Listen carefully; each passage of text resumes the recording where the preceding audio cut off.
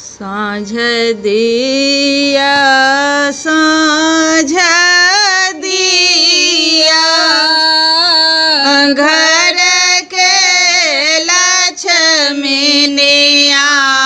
हे साँझ बीतल जाइया बीती गेला पहेला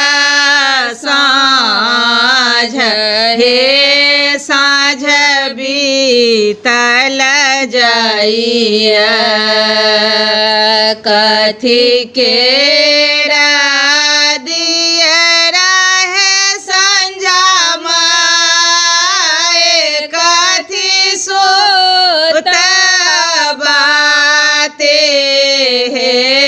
साँझ बीतल जाइया कथे के राते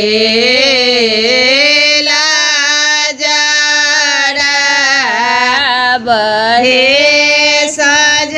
बीतल जाइया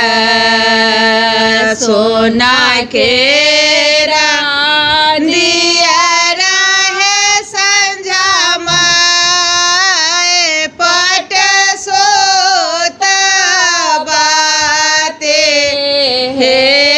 साँझ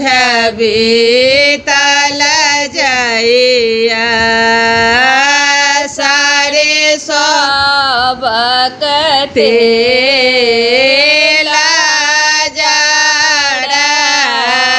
बहे साँझ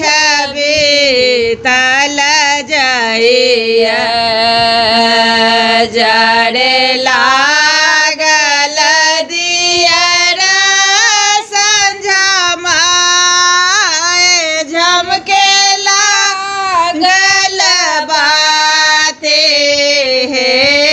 साँझ बीतल जाइया खेला लगले साँझा मैया राते हे साँझ बीतल जाइया कौन बाबा बान्हल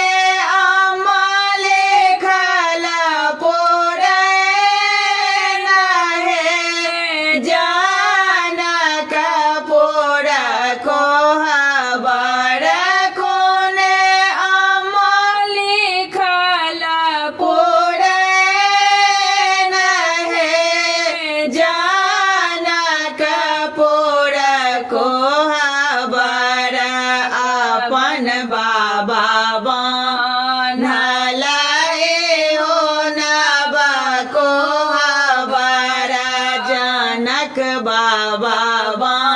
बान्हलाने एहो नबको बरसो नैना अमल खल पुरे नहे जानक पुर को बरसो नैना अमल खल पुरे नहे जानक पुर को बरताहे पैसे सोत गेला मधुकांत दुल्हा ताहे पैसे सोत गेला मधुकांत दुल्हा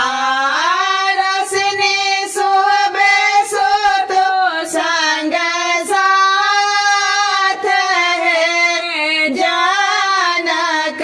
पुर को हबर धाये गेले ठार हे जानक पुर को हबर बैसो बैसो फलदाये हे लाल पलंगा बैसो बैसो ऐ हब भौजो हे लाल पलंगा बुझलिया हमरो ज्ञान है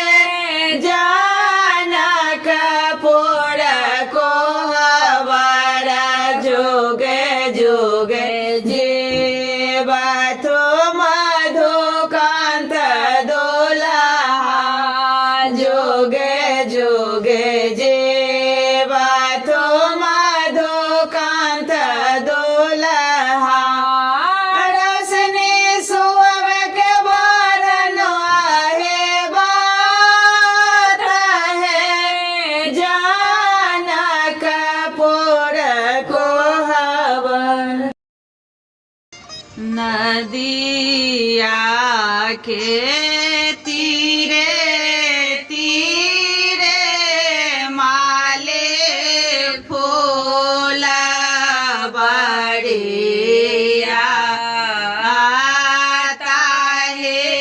में चानन के रगा छहे ताहे तारा माले न बेटे पलंगा ओछा राजा बेटा खेलाए से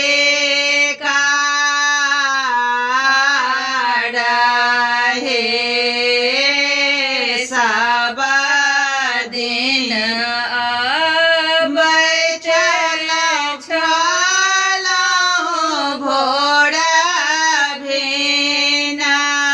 सरबा आए के तेरा ते हे आँखों सौंदर धन मान केरा बेटिया ओ मोरा राखल लोभाए हे आबथो माले न बेटी पलंग चढ़े बैसाथो कोने रे ते जोड़ल से